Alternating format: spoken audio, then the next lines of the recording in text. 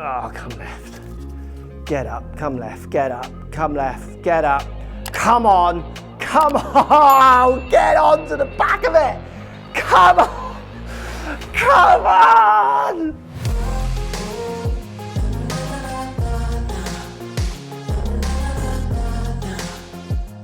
Turn around, turn around, turn around, turn around, turn around, turn around.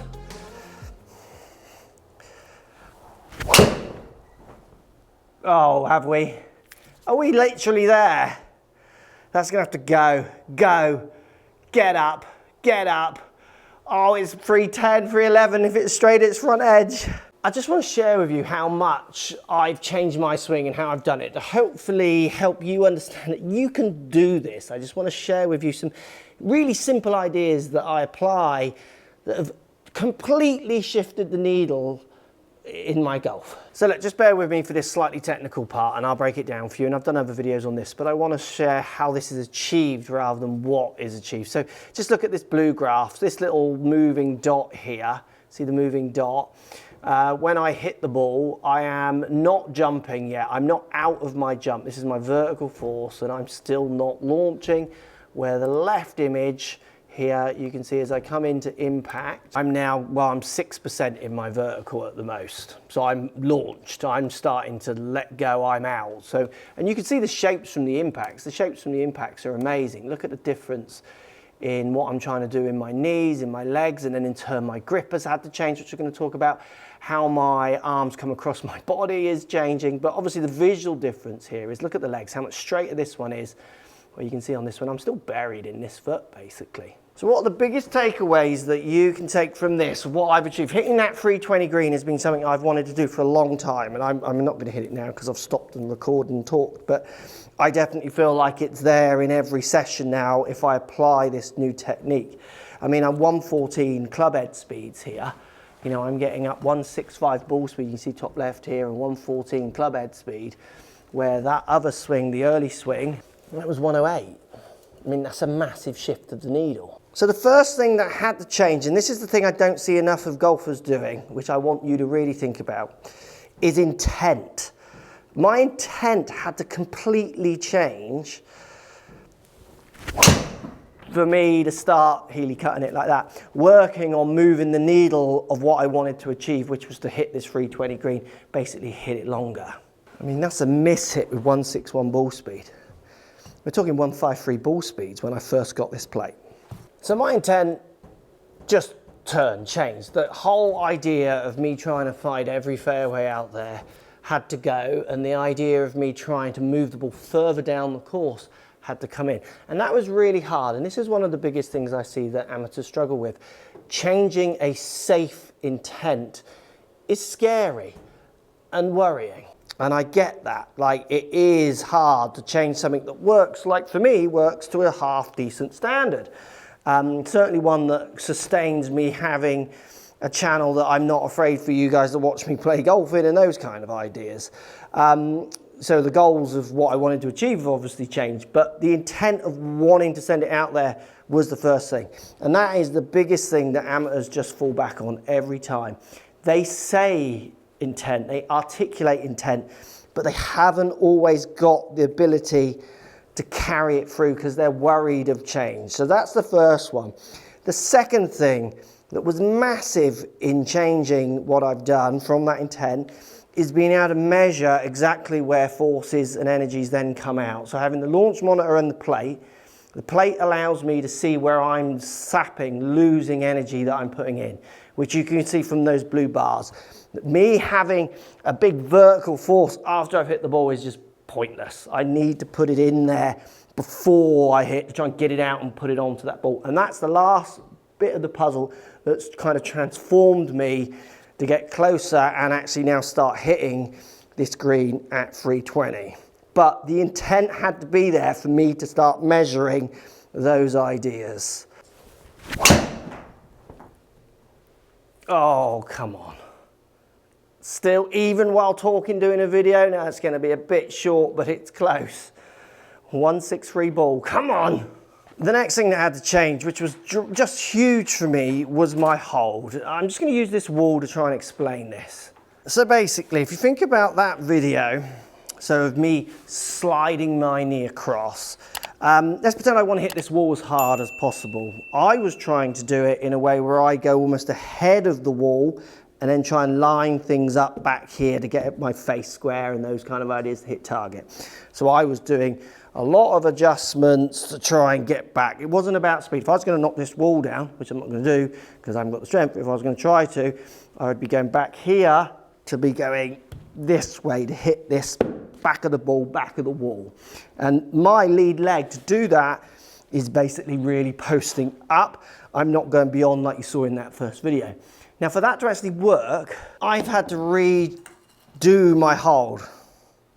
I've had to completely change the way I hold the club, because I would hold in a very neutral to verging on weak fashion, which allows me to try and line this club up, because what's happening is I'm, exaggeration here, going ahead of where I want to hit it. Like this is the wall, and I can't just lead in with my handle, so I use a weaker grip that allows me just to line everything up.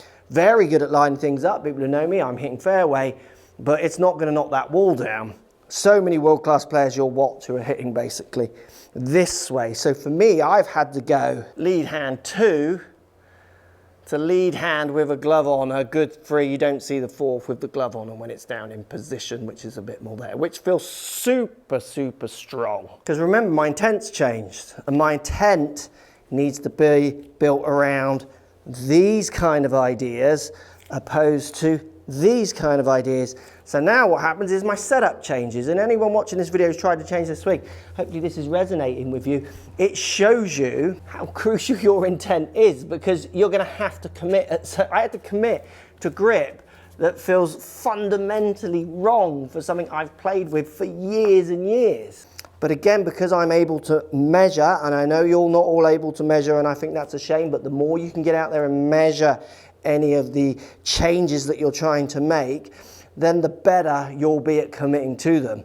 Because by changing my hold, that changed my dynamic loft, brought it down. I tend to deliver a lot of loft, bringing the launch down, brings the spin down, gets the ball speed up, less deflection, and I was able to max out ball speeds while doing a technique that will knock that wall down. So it's a rebuilding really from the start, but it's all built around changing the goalposts. The goalposts had to move for me then to build a foundation around trying to hit the ball in a very different way. Again, talk too long, back down to 112. It's amazing. 5 in a row, I'm up to 114, 115. Talk for a minute or so like I do there. I mean, I've still gone 309, which is a good 163 ball, but the club just dropped straight back down to 112. And this is another thing that's so important, and something you can do even if you're changing a grip, changing a takeaway. You can just do this. You can apply this idea to any fundamental change you're making. I'm over speed training here. So not only am I trying to apply the techniques that I've measured that I want to apply, I'm also doing them at the fastest speeds I physically can. I'm almost not even worrying where the ball goes. And if the ball does go like this, it's not another one, is it? That's on. On you go. On you go, ball! So think about that. I'm trying to run over speeds so I can gain a 120. I can go out on the course and gain 110 clubhead speed, 112, sorry, 120 would be nice, 112, 110s. And if I can overspeed in here and get up to 115s, 116s, 117s, I know I can get to the course and play within myself and perform at a higher level than 109 or 108 clubhead speed, which is what I was. And think about that. That can be applied to a grip. What I like to do with students is if they're gripping it a certain way, so I do it even with my grip, try some really strong and dial it back. Dialing it back feels more comfortable than moving it all the way over. If you're trying to change the direction of a club path on the backswing, say you want to come here rather than maybe coming too far around, you need to be practicing overdoing it loads and then try and hit the money, trying to dial it back. The overtraining for me on this occasion, speed training, is so valuable for you achieving your goals. Oh, it's a toe.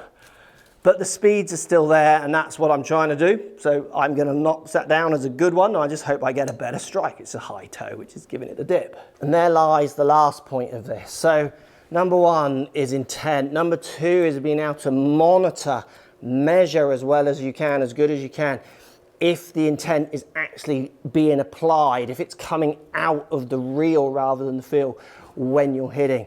Overtraining is so important at so many levels, and it can be applied to so many different techniques.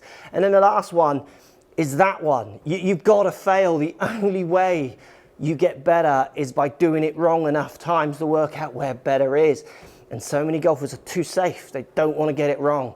You need to spend some time getting it wrong. 112 club head speed, not bad in a video where I'm talking.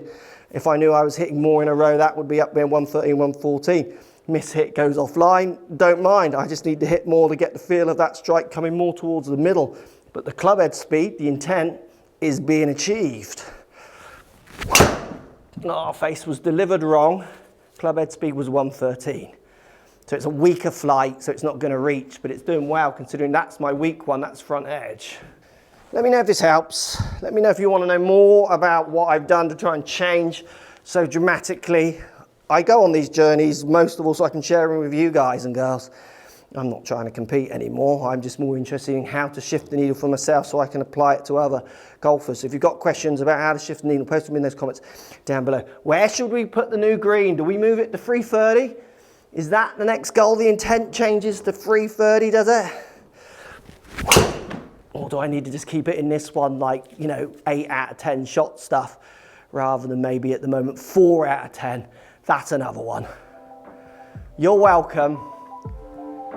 323 yards. We've done it.